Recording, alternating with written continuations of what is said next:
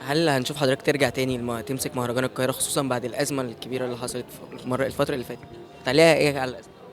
يعني أظن الأزمة خدت أكبر من حجمها، أنا مش عارف ليه الحاجات كبرت كده، بس في الآخر يعني بعض الاتهامات اللي أُطلقت من أطراف جوّه المؤسسة أنا شايفها يعني غير محلها الجرائد يعني، ما كانتش لفتة لطيفة يعني إن كواليس المهرجان تخرج للجرائد ethically يعني، وأنا حد استقلت من مهرجانين قبل كده وأعتقد باحتفظ بعلاقة طيبة بكل الناس اللي اشتغلت معاهم، فباقول إن في الآخر لأ، يعني ممكن يبقى في خلاف مهني بس ما توصّلوش للصحافة، يعني ما قدّرتش ده بشكل كويس الحقيقة، بس فكرة إن أنا أرجع لأ، لإن أنا استقلت وأنا مقرر إن أنا هاتفرّغ لصناعة الأفلام، يعني ما لهاش علاقة يعني بأي حاجة تانية.